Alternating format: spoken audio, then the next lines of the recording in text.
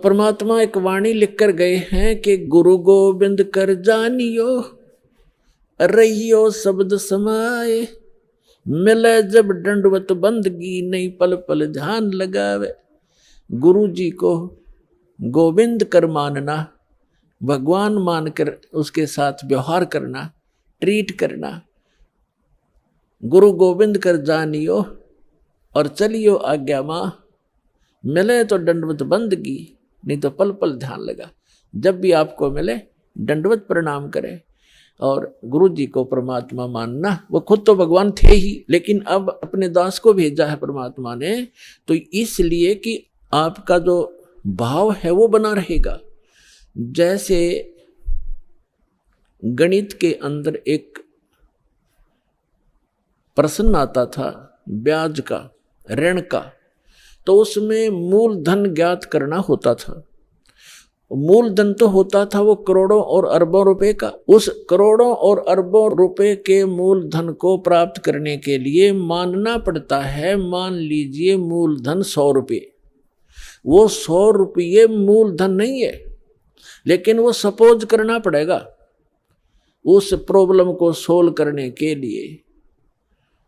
तो ये समझ लेना पुण्यात्माओं, परमात्मा की वाणी है कि गुरु गोविंद कर जानियो और रहियो आज्ञा माही, मिले तो दंडवत बंदगी, नहीं पल पल ध्यान लगाए।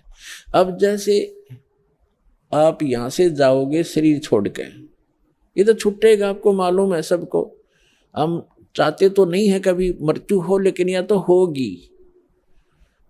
होगी वो माल्य के आधार पे है। अब तो आप भक्त हो गए, आपकी मृत्यु तो भगवान कबीर साहब के हाथ में है। आप कहोगे तब होगी, कई बार कह लोगे जब होगी।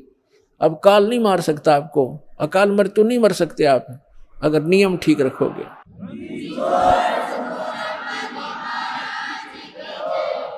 तो ये तो हमने यहां से जाना पड़ेगा। जब आप यहां शरीर छोड़कर जाओगे तो ऊपर जाकर के जहां भी आप देखोगे ये दास के रूप में वो कबीर परमेश्वर आपको खड़े दिखाई देंगे। और जो काल के दूत यहाँ संत आए हैं उनका रूप होगा, लेकिन काल उनके संत के रूप में खड़े दिखेंगे। तो वहाँ जिस गुरु की वो शरण में है, तो वहाँ जाकर अपने गुरु जी के पास ही जाते हो, तो सीधे के अपने वो खड़े गुरु जी, तो अब उसके शेष सारे उस गुरु के पास, उसके शेष उस दूसरे गुरु के पास। तो वहाँ काल भी आता है जो उसने संत भेज रखा है इन जीवों का नाश करने के लिए, और परमात्मा आता स्वयं जिसने अपना संत भेज रखा है जीवों का विकास करने के लिए। तो इस दास के रूप में आपको वहाँ परमात्मा मिलेंगे। आपको एक और हिदायत दी जाती है कि जब आप गुरु जी के पास जाते हो, प्रणाम करते हो, तो उसमें एक अभ्यास बनाओ कि सतनाम का सुमन अवश्य करें। प्रथम नाम मिला है तो प्रथम का अवश्य करें। जैसे प्रणाम करते करते भी आप एक सांस का सेवन आसानी से कर सकते हो। और उससे क्या होगा, जैसे यहाँ तो आपका अभ्यास बना रहेगा, भक्ति तो करनी है, तो उससे क्या होगा, जैसे आप वहाँ जाओगे, एक तिरकुटी, एक इंटरनेशनल एयरपोर्ट समझ लो तिरकुटी, जब वहाँ पहुँचोगे तो वहाँ आपको परमात्मा मिलेंगे इस दास के रूप में। और वहाँ काल भी धोखा देने के लिए इस दास का रूप बना सकता है। तो उसमें आप जी ने सिमरन करना है सतनाम का, क्योंकि वहाँ जाएगा तो सतनाम ही होगा आपके पास, सारनाम तो होगा ही होगा, सतनाम भी होगा। तो सतनाम का और सारनाम का जाप करना है। तो सतनाम का जाप करने मात्र से, और प्रथम मंत्र भी अगर प्राप्त है, इसमें प्रथम और लास्ट 2 मंत्र हैं इस 7 मंत्रों में, तो ये दोनों मंत्र भी गजब के मंत्र हैं। इनका भी जाप करने से क्या होगा, यदि सामने काल परमात्मा की बजाय स्वयं आकर के दास का रूप बनाकर खड़ा हो जाएगा, इस सिमरन से उसका तुरंत चेहरा बदल जाएगा, उसके ऊपर का आवरण हट जाएगा, उसकी वास्तविकता वो भूंडी शकल दिखाई देगी। फिर आप अपने आप दूर हो जाओगे, फिर इधर उधर देखोगे। अब थोड़ा सा एक प्रश्न सुनाते हैं आपको, क्योंकि सत्संग के अंदर बहुत से हिदायत देनी पड़ती है। तो ये सुमन करने से भी अगर शक्ल नहीं बदलती है तो आपके ओरिजिनल गुरुजी और ओरिजिनल गॉड है।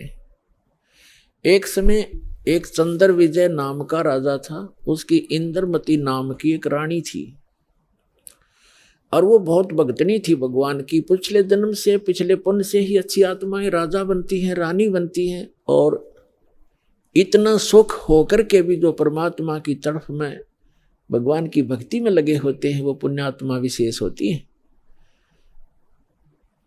वो माई जो है उसने एक गुरु बना रखा था।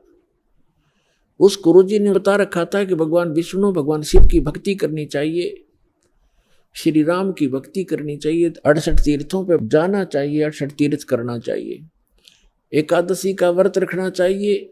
अब जैसे एक नियम है, कहते हैं धन चाहे तो दान कर और मोक्ष चाहे भज राम। तो हमने यहाँ इस काल के लोक में रहना है तो धन भी चाहिएगा और राम भी प्राप्त करना है, तो हमने दान भी करना है और सच्चा नाम भी जपना है। अब उसके गुरुजी ने बता रखा था कि बेटी पिछले जन्म में तेने बहुत पुण्य कर रखे हैं, घने धर्म कर रखा है, जिस कारण से तू रानी बन गई। आगे ऐसी ही अच्छा जीवन प्राप्ति के लिए आप साधु संतों को भोजन कराया कर बेटा। वैसे तो आए अतिथि को भी भोजन करा दे, उसका भी पुण्य है, लेकिन भगत संत को भोजन कराने का न्यारा फल मिलता है। जैसे आपके पास पशु हैं, भैंस या गाय, एक भैंस या गाय है जो दूध देती है और अन्य भी पशु हैं जो अभी दूध नहीं दे रहे, वो भी अपने पालने ही पड़ते।